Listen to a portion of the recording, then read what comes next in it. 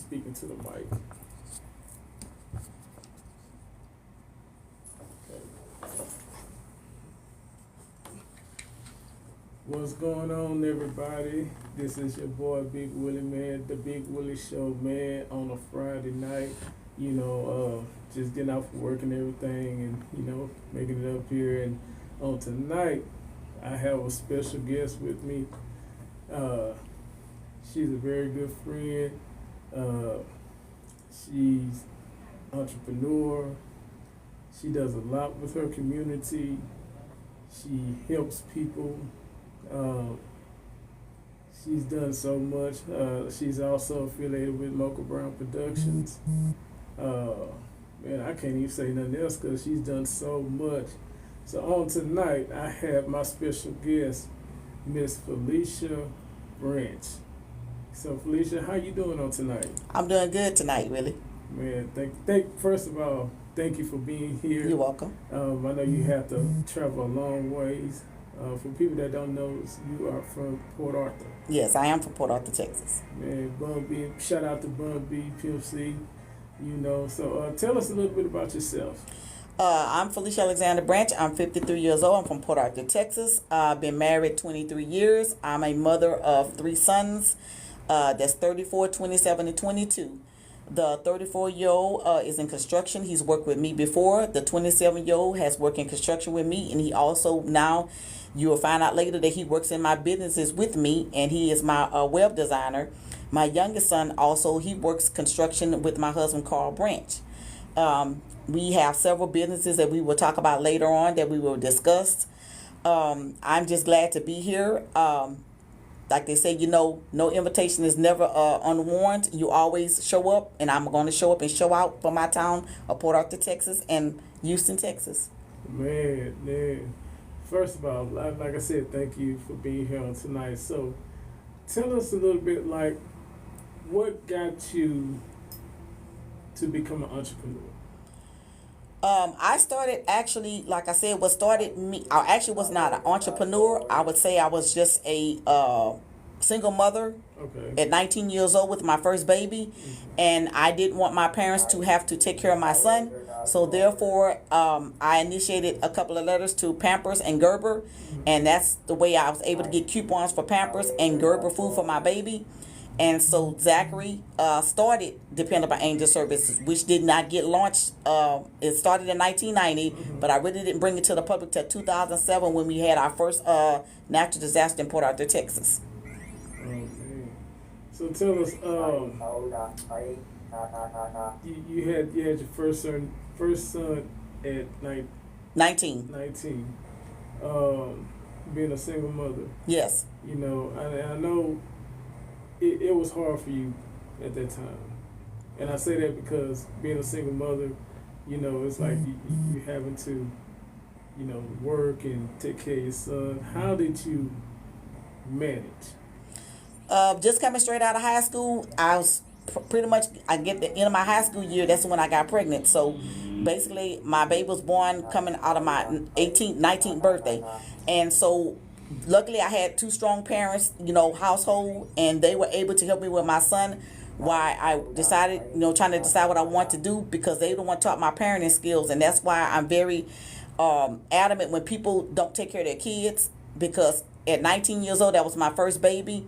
And like I said, the father, he stood by me. We stayed together. Matter of fact, we even got married later on in our later years. But I just commend, if you're a single mother, shout out to you. And if you can't make it with the baby daddy, that's between y'all, but y'all need to stay together because of the children in relationship wise, because the children is the strength, because they're looking at y'all, how y'all get along. And this is why we have a lot of dysfunctional situations going on with our youth today, because they see the dysfunction in the parents. Man, and one thing I learned was a lot of, and especially because you got boys. Yes, I have three sons. And so one thing that when young men grow up, they'll turn to something that can influence them. Yes. So you have 3 sons. How do your sons stay the way they are now? Well, I can say this. Out of the three sons, and I have a stepson and a stepdaughter, but out of the three sons, they've had their trials and tribulations, but because of that strength of me being a mother, and like I said, my kids are 34, 27, and 22. So pretty much it's like the oldest one raised the middle one, and the middle one raised the youngest one. So they were kind of together all the time. And then when I got to the third child, I ended up marrying my husband, who ended up rearing and raising the first two children, and my last child, which is for my husband. But you can't tell him no different that the other two sons are not his, because we have a blended family. It's five children. Man, and how did you meet your husband? I'm gonna tell you this story. People might say I'm playing.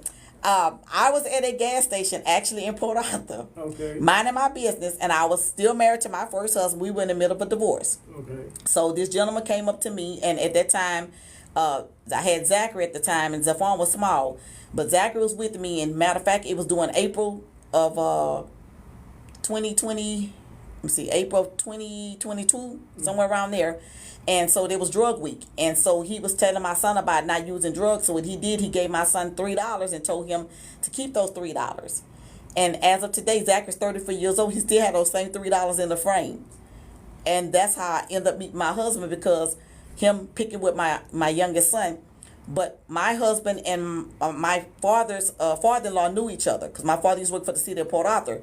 Okay. So it's not like I was strange to that family. So, my father endorsed for him to marry me. And that's how I was able to get married to him. Man. So you got married. Yes. What was it about him that you were attracted to? Meaning, was it his character? Was it his demeanor? Like, what attracted you to him?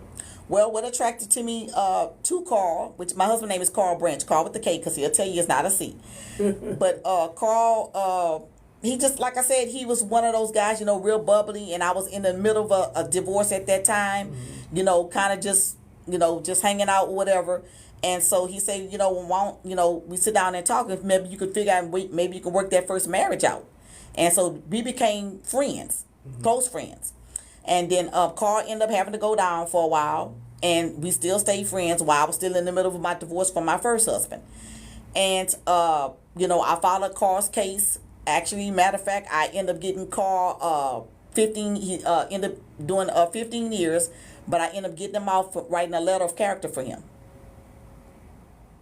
Yeah. One thing I can say about you do so much. How do you balance? God. And with the failing esophagus, when I was diagnosed in 2009, I'm still pushing. And so to tell us a little bit about that, like. I woke up one morning, couldn't breathe, and my husband couldn't figure out what was going on, and I kept trying to grab him, in my throat like this, and I was choking. And so that's when Carl ended up taking me to the hospital, and they found out that I have what they call alasia. And what alasia is where your esophagus does not contract anymore. So it's basically when I eat, my body does like a kid with hiccups. So it's just like my esophagus doesn't contract the food properly. Okay. And I've learned to deal with it, and then one time I went into a deep depression because I had got down to 82 pounds. Well, I almost took myself up out of here. And you still dealing with the Yes, I still deal with the esophagus, but what I've learned to balance my diet, and that's why I'm now into holistic training. So pretty much I try to stay within holistic foods, even though sometimes I occasionally do eat meats and stuff. And like I say, I may advertise meats for different restaurants, for promos or whatever. But I kind of stick with my fruits and vegetables and different proteins that's high. To keep my body alkaline, which I follow Dr. Sabi's method. Yeah, Dr. Sabi. One thing I can say about that man, like sea moss. Yes, sea moss. Yeah. And you have turmeric. You have the gingers, and like through holistic practice, I've learned at all. It's supposed to be where everything discharges out the body at a smooth pattern. And so, Now let's talk about your businesses. Okay. First of all, my first business, like I said, Dependable Angel Services started in 2007, which is still here today, where I teach people how to save money through all aspects of life. I teach you how to coupon at HEB, Dollar General, Kroger's. If you're in another state, if you have Publix, I have friends that I will line you up with there that will teach you how to coupon in any 50 states that has often coupons. And also, I teach people how to do from Simple Saver ATL Moms. Is a lady, Quita B, that I met on Periscope a few years ago. Okay. Taught me how to do the 52-week challenge, which is, like the pattern where you take $1, you put it up $2, and it keep going and on until you get to $52. So you got 52 weeks. So at the end of that time, you should have at least saved $1,348, which becomes your rainy day fund. Yes. But you take that money and put that in a high yield savings. Okay. Because and now correct me if I'm wrong, but I think Yes. a lot of us as black people, we Yes. tend to spend our money Yes, we do. instead of investing our money. Yes. Why is that? Well, because we want to follow the trend of everybody else. We want to keep up with the Joneses. You can't keep up with the Joneses if you have not looked now that we are in inflation right now. You have to save every penny you have. You have to invest it. You have to meet friends. You have to find people that's investing in Bitcoin, people that's investing in stocks, people that's investing in whole life insurance. If you didn't know, if you buy a whole life insurance policy, you could take and use the cash value off of it as long as you pay it back. Okay. Why is life insurance so important? Life insurance is so important because a lot of times people think that life insurance is just not important, but we shouldn't have to be standing up there trying to pick up money to bury someone in your family. Because if you can buy lottery tickets, you can buy, and no disrespect to nobody, if you can buy all this fancy we've had and all this other stuff, invest in yourself. Don't leave that burden on your family to bury you. And that goes back to like when my children were first born, they have policies on them. And when they got to a certain age, that policy was paid up, I started another policy on them. And as their mother, they pay the copay sometimes. Sometimes they may forget, but I make sure that policy is still in effect at all times. Man. And so, dependable since day one. You and your husband started it? I started Dependable Angel Services in 1990, but it became an actual business in 2007. Okay. Where I was reselling my stockpile. Okay.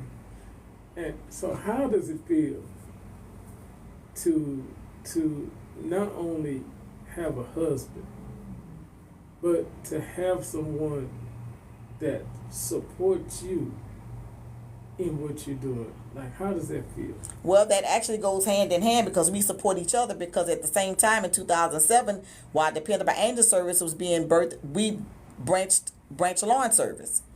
Because at that time he wasn't working, he had just came home, he wasn't working, so he took the one lawnmower that we push lawnmower he had, started branch lawn service.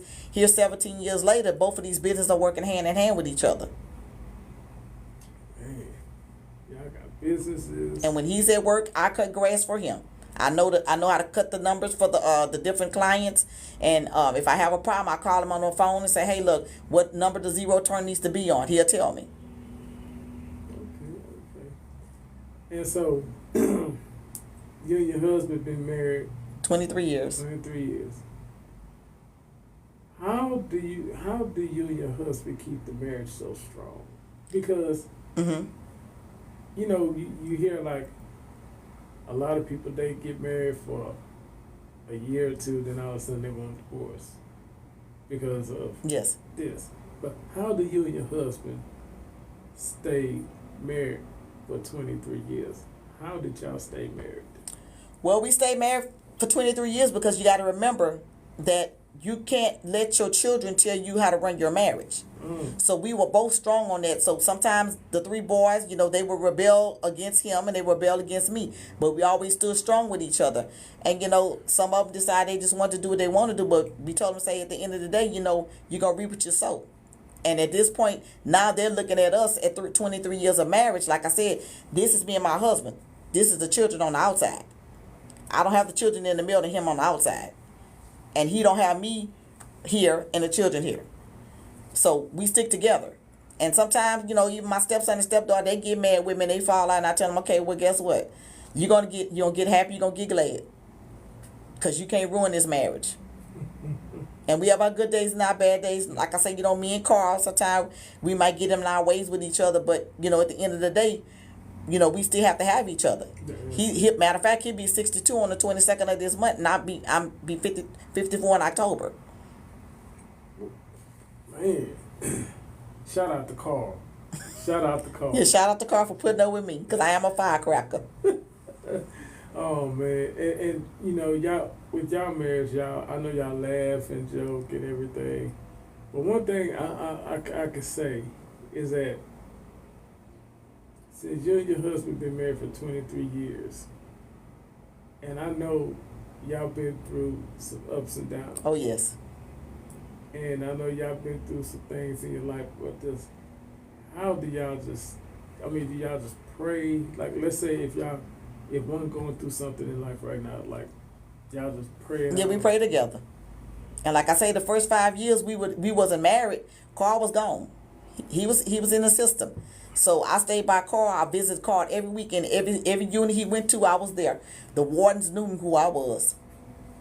And when I felt something wasn't right, I would call the warden on the phone and say, hey, look, I'm not trying to put him over anybody else in the system. I need to figure out what's going on with him, because I'm getting letters that don't look right to me.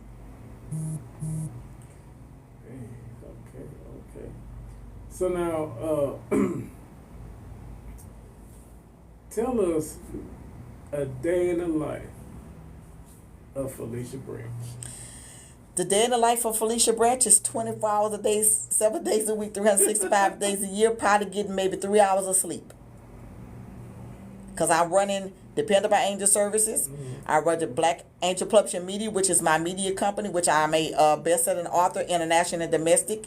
Getting ready to fly to New York on a rescheduled trip. I will be on the billboard, as y'all have saw in the past, for Joy 365 Devotional, which came from Dr. Vanessa Blackwell, because I met Tiffany Green, which was my journalism coach, who helped me start Black Angel Publishing Media. Okay. So now I'll build websites, I'll build logos, landing pages, help you with your funnels, help you with your content on TikTok, help you set your resumes up, job seeking. And then, like I said, we have Branch Lawn Service. And then also, I'm an OSHA Master Trainer of 12 years, which I'm finna get ready to launch Secure Skill Safety Training, which I can teach the OSHA 10 and OSHA 30. And then I'm also backing behind that Wellness Nexus, which is going to be my holistic practice, which I will be a women's wellness holistic practitioner. Okay. Wow. Man, I'm just speechless, because I look at everything you do, and I know a lot of times you just be so tired. Yes. But what drives you to keep pushing? The drive that I have like I said, it comes from my mentors that I've had. I've had Tiffany Green, which is Gary, Indiana. I have Dr. Vanessa Blackwell, which is in Virginia. Also, I went through Coach John, which he has a screenwriting academy. Okay. Meek University, which is here in Houston, which is Tamika Young. Worked with her for a while on content, flipping pallets. And if y'all don't know what flipping pallet means, it means we go to a wholesale warehouse. We may buy a $500-$600 pallet and take and flip it and make about $3,500 off of it. Man. So I had a lot of strong mentors. Filming a Millionaire, Miss Ashley Ann. She's a millionaire. Worked with her on getting my content up, brushing it up on my social media. She was one of my mentors, and I still work with her on the backside, through her free classes. If y'all sleeping on TikTok, y'all sleeping on the wrong stuff. Y'all better start following the people that's making sense. And also Slim Guard, like I said, I know here not there whatever going on with Slim. I've learned from Slim about managing my content on TikTok. Okay. Man. And shout out to Rest in Peace, Miss Gen X. I learned a lot from Miss Jen on content on TikTok. Man, so you do TikTok, Instagram, Facebook, YouTube, Threads, Twitter, Reddit. Do you ever like just take a day and be like, I'm just gonna crash, like I'm tired, I'm just gonna rest? Do you ever take a day and just rest? Yeah, I did that before. That's why Urban Chick Chatter is still at its downstage right now, because I started my own podcast. I've been having it for years. But, you know, you get burned out when you're doing everything by yourself. Okay. And like I say, it's only so much my son could do, because, you know, he can get on my podcast, but he can't deliver the message like I can deliver the message. And what do you want people to know about Felicia Branch? I want people to know about Felicia Branch, that I'm a very caring person. And, you know, like I said, there's some situation that happened that I'm not going to bring up that occurred this week, that where, you know, I went in to, you know, voice my opinion about a person or whatever. And so I got in my feelings. And like I say, I want to render apology to this person. I ain't got to say who they are. They know who they are on TikTok. Because, you know, like I said, I'm going to defend the people that's in my circle that's outside of TikTok. And like I said, you know, I love real hard. And so if I meet a person outside of TikTok, your family till you make me see things otherwise about you. Mm-hmm. Man. So many businesses, you know, and like when it comes down to making a decision in your businesses, do you like go to your family and ask them like, hey, do you think I should do this, or do you just like? No, I pray about it. If let me tell you something that people don't, if you don't learn this, I'm an author, so that tells you I sell journals on Amazon. Okay. So I have blank journals. If I'm letting y'all know I got blank journals, so I do have stuff like that. But what I do is in the middle of the night I could be in a dead sleep, and if something comes to me, I'm gonna write it down, because I'm not gonna remember what that dream was about or what came to me that next day. So when I write those things down, I'll get up that next morning and I look over them. And then I pray about it and say, okay, but God, is this what you bring it to me? You need to bring the people to me so I'll be able to do it, because I can't do it by myself. Mm-hmm. And once I pray about it, I leave it alone. I go into what I've been doing regularly every day. And when God brings whoever he needs to bring to me, that's how I run it. Okay. And so you've been having your business for a long time. Yes. And so, do you plan on doing more businesses? No, I think I'm going to stick with the 6 or 7 that I have already. And maybe branch out, maybe, you know, so like with the Wellness Nexus. Maybe somebody could start Wellness Nexus 1, Wellness Nexus 2, right behind me to pattern what I'm doing. That way, you want to leave a generational legacy. It's no such thing as a business started and it dies. Chick-fil-A didn't die. McDonald's didn't die. Walmart didn't die. And you know, you just said something, and this is a true statement, and that is a legacy to inspire is a legacy that will inspire. Yes. But a legacy that will never expire. Yes. You know, and so that's what you're doing. You're leaving a legacy for your children. Yes. To where they can carry it everywhere that they go. Yes. And you know, having 3 boys, and you've been the only woman, I know it's tough. Yes, and 2 granddaughters, and they're just like their father. They're very strong. Zachary's 2 daughters, Evelyn and Bristol. Mm-hmm. That's Zachary's 2 daughters. They're very strong-headed and will-minded, just like me. And the youngest one right now, her mother has her. She's a TikToker at 5 years old.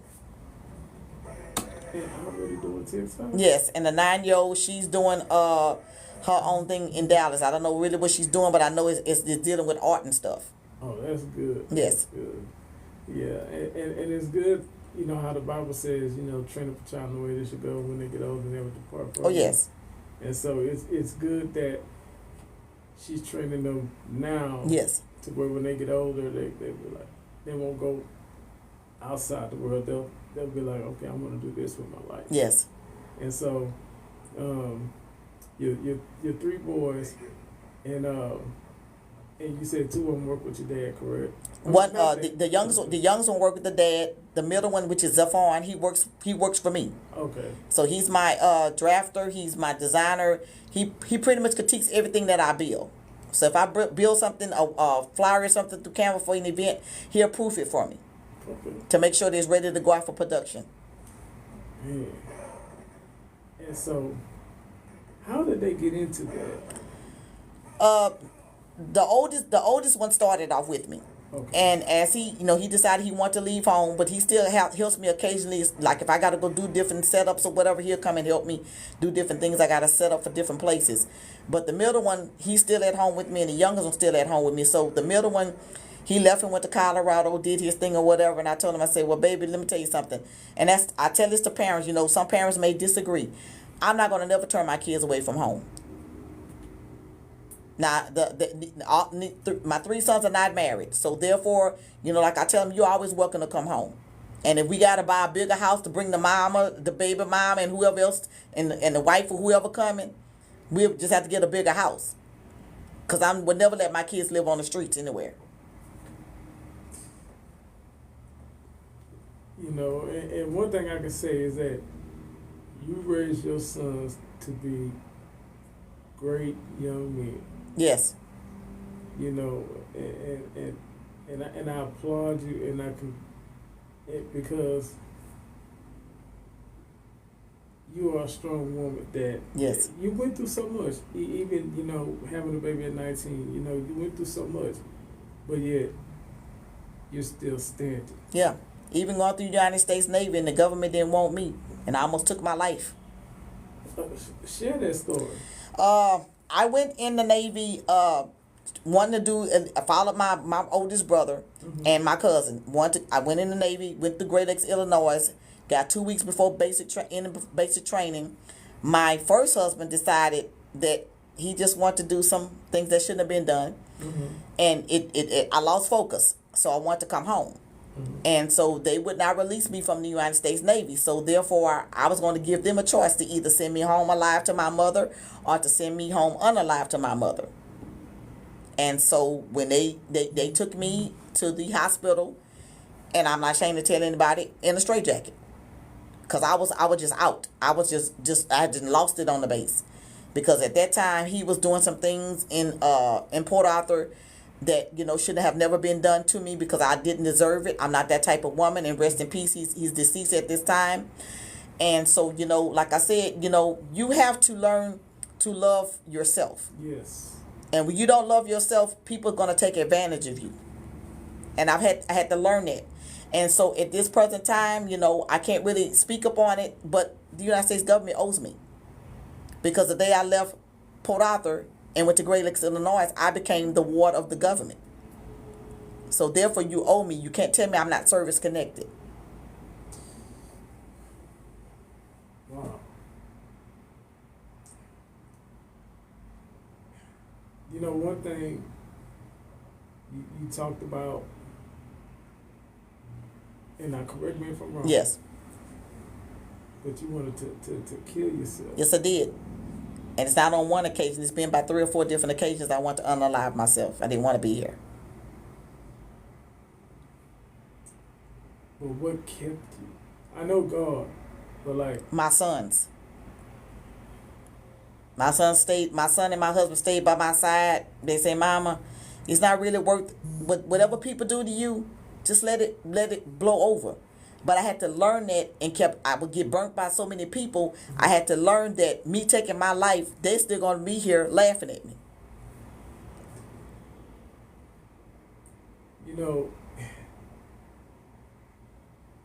You're blessed. Yes. The reason, and one thing about your haters, they're stressed out right now. Oh, yes. But they don't know that you're blessed. Yes. And you've been through so much in your life, and you're still here today. Yes. Because God has kept you, God has sustained you, God has been with you through thick and thin. And, yes. And you know, if you can take the next few seconds and talk to our young black people, white people, Caucasian, Japanese, Chinese, any race, if you could just talk to our young people, what would you tell them? My thing to the young people is, listen to your mother and father. And even if your mother and father are on the street somewhere or whatever, find somebody in your family, find somebody in the community that you can relate to. Somebody that you can get close to, that you can trust.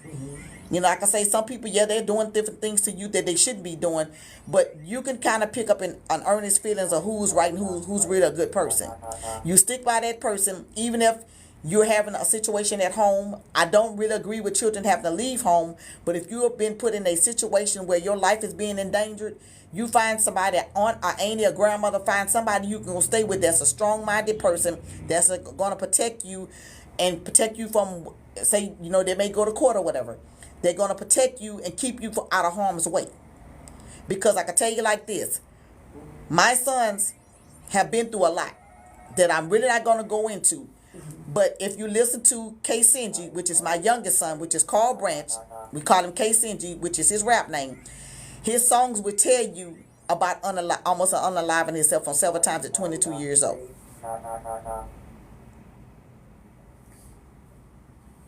But you know what saved him? Exercision.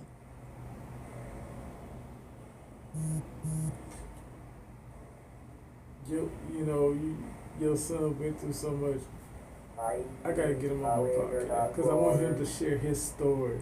Yes. Because being a young 22-year-old, you know, and to experience that's a lot. Yeah, at 15 years old in my house. I never did know it. And now that he's doing music. Yes. You know, how long has he been doing music? He's been doing music since he was 15 years old, and he stayed in the house a whole year. We didn't come outside. And I ended up buying him that was at FLMA, whatever that Florida music thing is. Mm-hmm. It was regular $1,000. I caught it on Christmas sale at that time. It was like $482. So he does all his beats. He does all his covers for his albums and everything else. He's very talented. Does he write his music? Yes, he is. He's an original music writer. And music and talent runs through our family because I played in the band. I was a dancer. I played the oboe. I played the flute. I played the bassoon. I played the oboe. I played the piccolo. I played the alto clarinet. I played the bass clarinet. Man, you was in a band? Yes, I was in the band. I was in the marching band. Okay. I was too. I will say, marching band was the fun years. Yes. And I say that because, you in high school. And, yes. You get to go to the football games, and it'd be one game where yes, both schools are so full to capacity, and but you play so many instruments. And for me, when I was in the band, I was more in the percussion area. I don't know if you know, like when you go to a football game, yes, and they do halftime, and you got the people that's in front. Yes. All those instruments. Mm-hmm. So that was me, playing cymbal to bass drum to yes, snare and everything. So, do you still play any of those instruments? Every blue moon I mess with my clarinet, or either I get my baton and I end up twirling. But my situation, I went to a predominantly white school, and I went to all black public school, okay, elementary, all black, kind of mixed in middle school. And when I got to my high school years, I didn't want to go to all black school, so I went to a diverse school. Okay. And I end up learning a lot more. I separated myself because I wanted to see the experience of what it was to have to be deal with other races, yeah, instead of dealing with my own race. So that's why when things happen, I can kind of side with all cultures because I went to a diverse school that dealt with all cultures. And I know for me, went to when I was in high school, like you said, it was Yes. diverse of people, and I don't know if you when you was in school, like they always had fights and stuff like that, but I got along with everybody. I got along with everybody too, and still even the classmates today that that even though I didn't go to Lincoln, Mm-hmm. I still have a strong bond with a lot of those people that went to Lincoln High School. See, I know. For me, I went to Eisenhower, Yes, and so even to this day, still connected with a lot of people, and Yes. some people are still the same as they was in high school. And so your son writes music, and so your son he's put out an album or EP or he has his EP at home. We never dropped it yet because he wants to do it as an independent, but we don't. We want to be careful who we let distribute his music. okay. And I'm gonna ask him all these questions when I get to interview him. Yes. Is he looking to work with anybody? Well, like I said, his dream was to work with Exestacion, but he's no longer here anymore.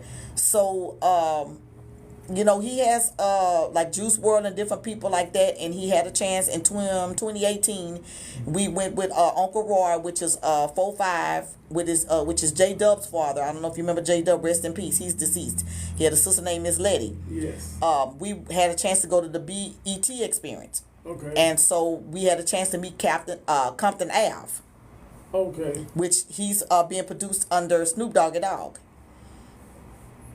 Man. So we had a chance to meet Compton Ave. So Carl, periodically, he'll send him a DM and stuff like that, and he sends Carl encouraging words, and he's heard Carl's music.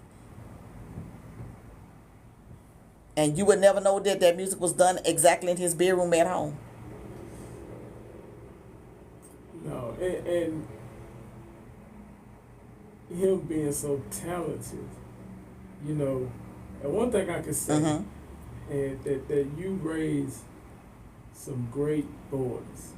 You raised some great boys, and I say that because they got their head on their shoulders. They're not, out there in the streets. Mm-hmm. They're focusing on their career, what they want to do with their life. Yes. So I commend you for raising, your sons to be who they are today. Oh yeah, because like I say, my oldest one, he done been out there, and guess what? When he was out there, I was out there too on the corner with him. I said, so when you coming home? I'm not leaving till you coming home. And he'd be like, well, Mama, you interfering? No, this not right. It's something it's not gonna be good. And I can guarantee you, every time I went out there, about 2-3 hours later, something popped off out there. One thing about mothers, they do pray for their kids. They Yes. pray for their kids, and they want their kids to be protected. Yes, and we will show up. We'll fight an army for our kids. In a heartbeat. And so, you're getting ready to go to New York. Yes. And then you're getting ready to, basically, you're going to be a traveling woman the next couple of months. Yeah. I go to New York next month for 3 days, and then I come back. I have September 14th, I go to the Black Diamonds Gala, which would be the second year I've been. And then back to back with that, me and Miss Ramona Carter, which is a Saving Mind Coalition here in Houston. Mm-hmm. She's going with we're going to the holistic conference. Okay. And then I'll backdoor after that. I'll take a rest, and then I will be backdooring in December to Kev the Comic and Rick the Ruler's Gala in Atlanta. Man, shout out to all them people out there in Atlanta. Shout out to them, man. And so,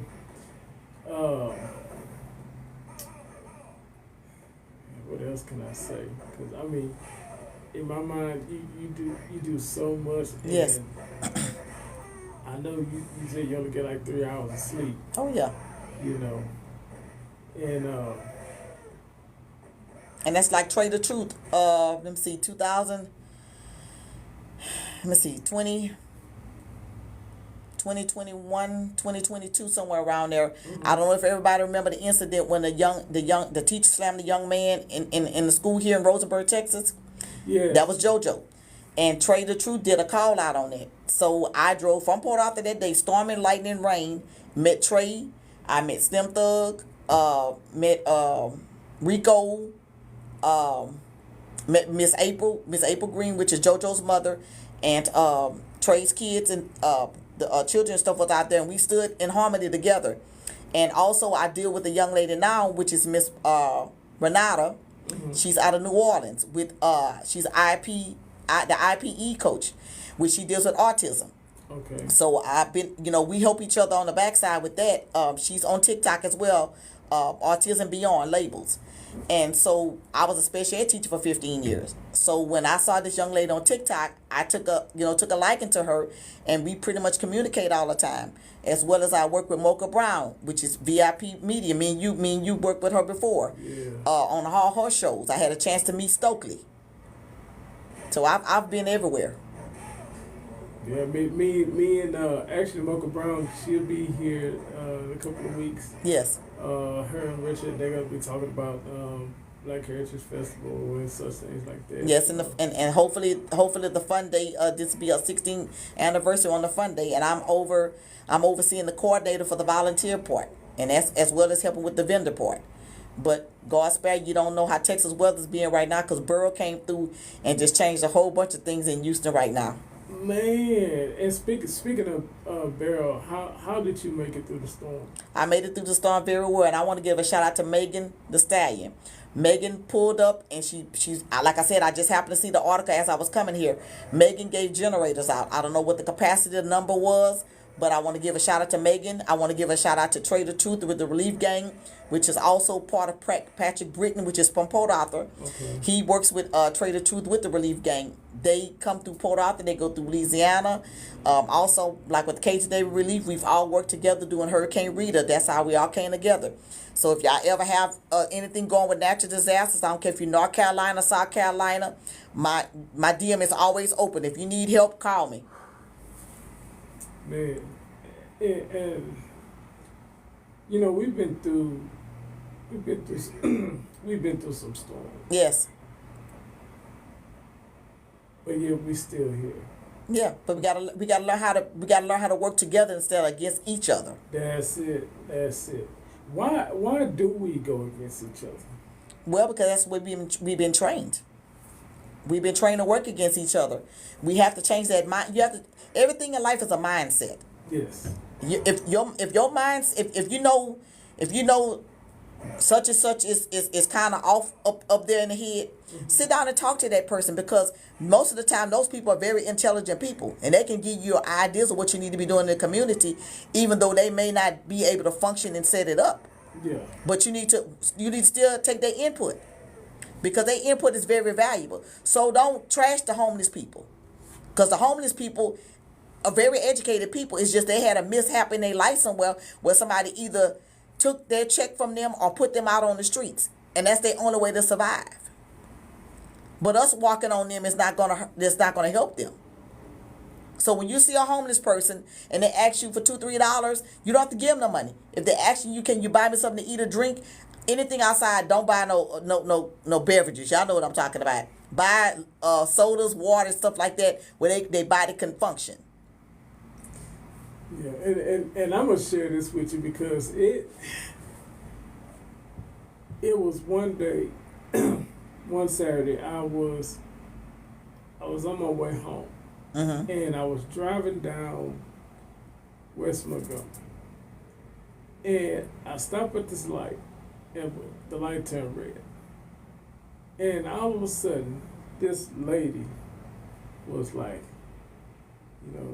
knocking on my door, and I had like $2. So I kind of gave the lady $2 Yes. and everything. But then she turned around and was like, "Sir, do you have $5? You have $5?" And in my mind, I'm like, "Ma'am, you have to learn to be thankful that you got something." Yes.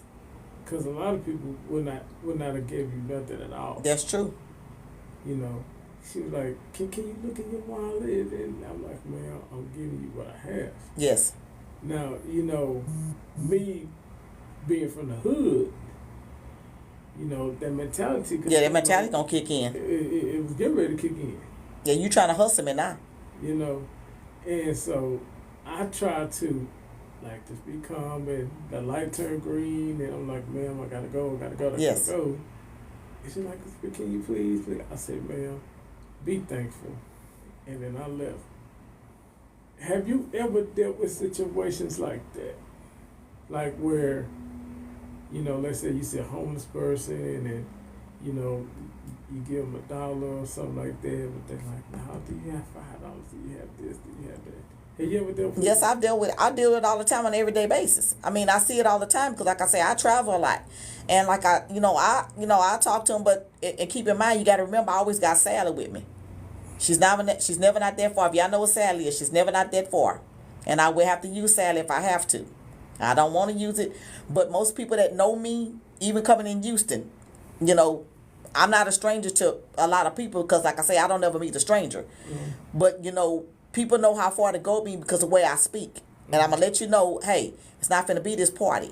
I gave you $2, $3. That's all I have. And some people, it's like you're doing a good deed. Yes. But it feels like they don't appreciate that good deed because they want more than what you give them. Well, because they've been stepped on so long by society till they feel, okay, they figure, well, okay, I'm going to have to hustle you because society is hustling me. It's the survival of the fittest. And if yesterday and today didn't teach people a lesson about having to work together, when Microsoft went down, mm-hmm. your planes went down, mm-hmm. your banks went down. Mm-hmm. So you should have been with your neighbor. If your neighbor got kids at the house, you know you got food at the house. Okay, just saying the stores was closed or whatever. Y'all should be over there trying to figure out how to stockpile and share with each other.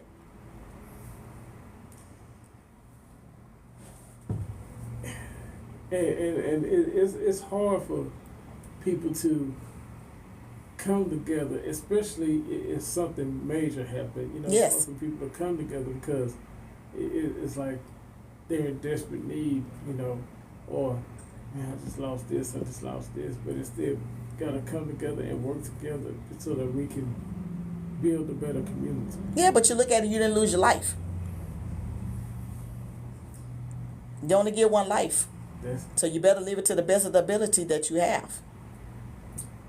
Material things can be replaced. Oh yes, you can't replace a life. Yeah, you just said it. And I'm a living witness to tell you, I was one step leaving up out of here. And my sons, if I would have left today or tomorrow, I really think that all three of my sons probably would have lost it. Because I didn't leave here naturally. Mm-hmm. I left here doing an act of myself. Mm-hmm. That's called selfishness. So why would I be selfish to take myself away from my kids? But I had to learn to deal with my depression. Because my depression took me into drinking. And I mean, I was drinking. Which actually brings me to my next question. And of course, I had a father that drank a lot, so I saw it regularly. So, you know, I thought, to me, that came natural. I thought that was something normal. What drove you to drinking? Because I want you to just like share what drove you to drinking, because you can inspire other people that may be going through what you yes. went through, and that you're the light to let them know that there is a way out of it. So what drove you to drinking? What drove me to drinking was because, first of all, Thunderbird and Night Train was number 99 cents. I mean, that's the cheapest thing you can get on the store, the market. You know, when you depressed, you don't care what you're drinking. So, like I said, Thunderbird, Night Train, I would go hang out with the winos and stuff. Mm-hmm. We would be having conversation. One day, one of the guys said, "Hey, man, what you doing out here?" "I'm just hanging with y'all." He said, "No, you shouldn't be out here with us. What's going on?" So we sit down talking. So it was one of the guys that was a wino. He said, look, Felicia, let me tell you something. Mm-hmm. It's not worth you taking your life. He said, look at us. We worked at the refineries But we blowed a lot of our money doing stuff we shouldn't have done. So you, as being a black queen, you shouldn't be out with us. He said, look at these other black queens that's hanging out here. Is this what you want your life to look like? And I mean, when I tell you I was drinking. I was what they call a functional alcoholic. I was drinking and going to work. But you would never know I drank. Because I learned how to just cover it. Drank for a long time. As a matter of fact, I think that's probably one of the stories that's really being brought to the light today. My husband really didn't even know it. Wow. So that's why when he tries to get on a 22-year-old about drinking a lot, I say, well, he only mimicking what he saw. Yeah. And drinking drove you to depression. Yeah, but one thing about it, I never resorted to crack because I'm not gonna make the dope dealer cheap. The dope dealer not gonna be richer than me, so I never resorted to that kind of drugs because he not gonna pass in the Bentley and I walking. Man, what made you get out of depression? Like what triggered? Because you've been through depression, and for some people, it's hard for them to get out of something because it's like they hold on to it, or yes, they're so used to it, so it's hard for them to get out of depression. But what made you get out of depression? What made me get out of depression is one, like I said, dealing with the winos and with my father. My father ended up, matter of fact, I stopped drinking around the time when my father passed. Because my father, he stopped drinking and smoking all at one time. And one day he had his first stroke. He was able to recover and talk and function like he was supposed to. Second stroke took my father. He was on a feeding tube. Couldn't talk, couldn't do nothing. Oh, wow. And at that still time, I was drinking. And so, my father held my hand. And I asked him, I say, Daddy, you know what? If you leaving, I'm leaving too. And he gave me one of these looks like, no, you're not. And for my mother to sit in the next chair to hear me say that, I seen the heartbreak in my mother's heart. For one of her youngest kids to want to take herself out of here. And, I had to be the strength to help my mother because my father was gone. My oldest brother's always been traveling, overseas or whatever. My sister, she has her own family. I have a brother that does stay with my mother.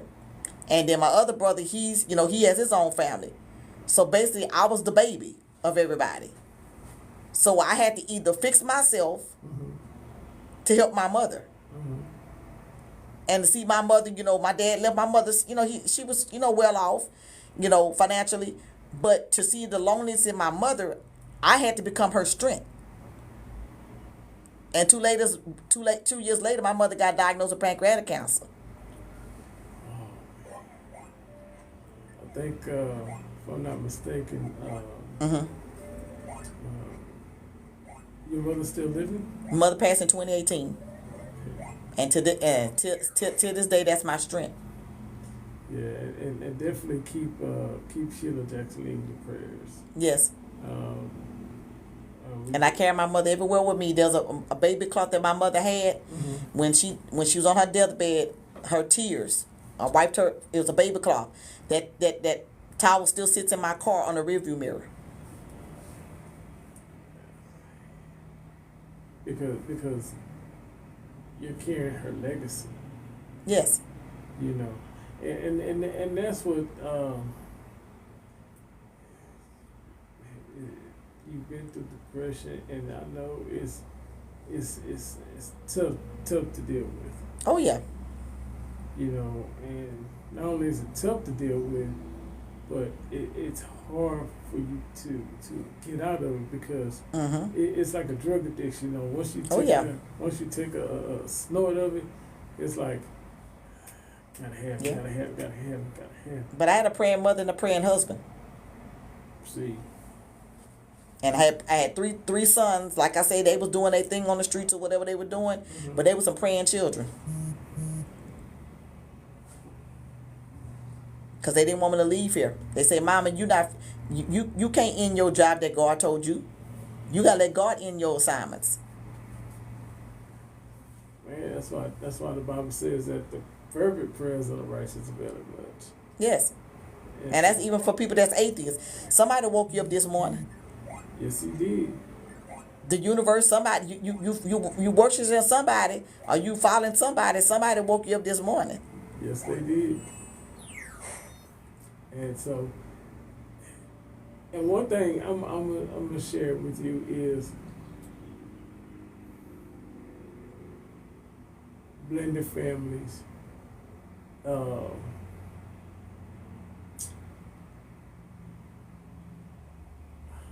You blended families, and your sons are doing great things. Your grandchildren are doing great things. Your husband's doing good. Do you ever like want to just take a vacation and just like chill and relax and don't be bothered with nothing? Like, Well, my vacation is my backyard, because I go sit in my backyard. I fix my backyard a well I'm back there by myself. They don't come back there and bother me. They know I take my me time. They know not to come back there and ask me nothing. If you want something, you send me a text message in the backyard, and I get to you when I finish. oh man. And so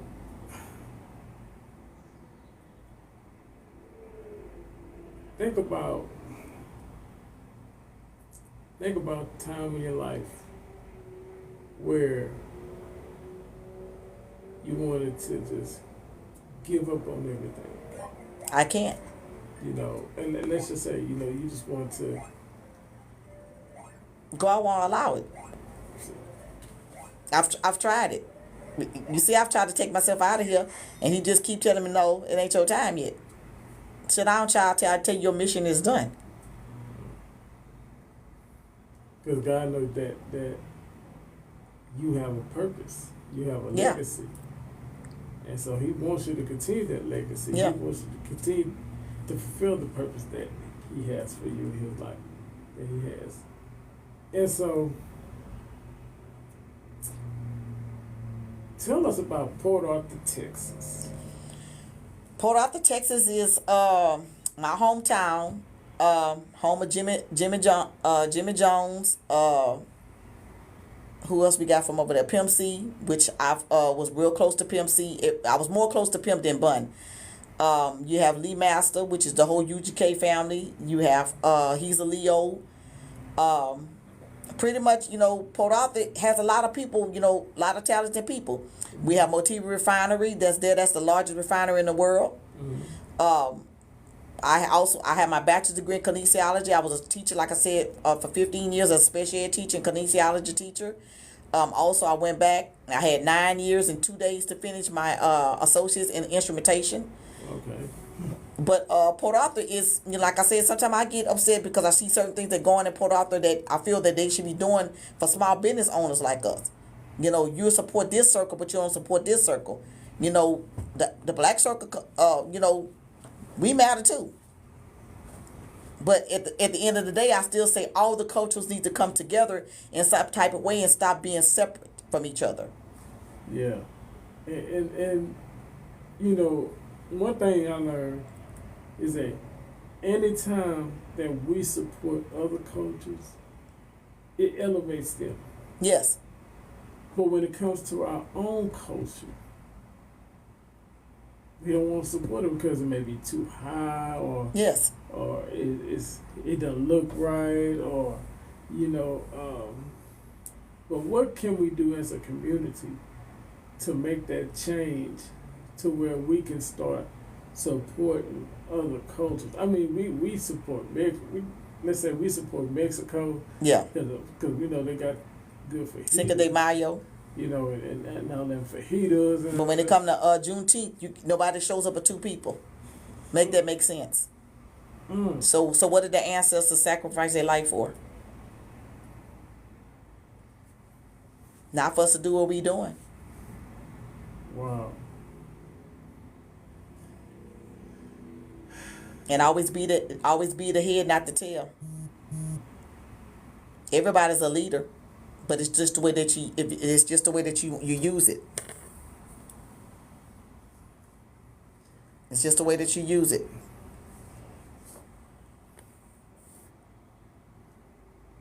So like they say, you have to do what you have to do. Yeah. So for the next person Mm-hmm.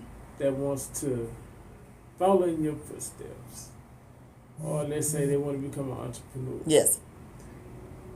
what piece of advice would you give them? I would tell them to contact me first of all, so I can show you my blueprint. Because I have a blueprint for every business I started. Now you can change up what you want to do with that blueprint. Add your little twist to it. But like they say, when you're a leader, you have to stand up as a leader. Yeah. And sometimes you got to take the hits by yourself. And I've taken a lot of hits by myself. I've did a lot of things for a lot of people, and at the end of the day, they said it was appreciative, but when you cut me out of it, how can you say you appreciate me? A lot of times their tone would tell you, like if I spoke to you and I said, Yes. Felicia, I really appreciate everything you've done for me. Yes. Then it's like, okay, this person is sincere. Or you get somebody to be like, yeah, thank you. Thank you. You did something, Yes. And I didn't want you to do it, but you still did it, so thank you. Have you ever dealt with those type of people? Yes, I have dealt with that. And if you have, how did you overcome it? Well, I just overcome and just told them, say, okay, well, this is how we gonna handle this. So, I just kind of, let the situation die out. And then when I felt that, when I did the work and stuff for these people, so at the end of the day, okay, well, if you're going to continue to do this work, for me to be in compliance with myself and my business, I got to send you a contract now because you showed me otherwise.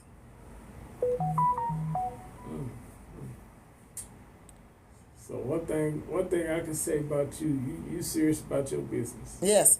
Because at the end of the day, the government's not going to care when I have to go in that room and explain to them why this is going on and I'm not paying this, that, and the other. That person's going to be free and clear. I'll be in trouble.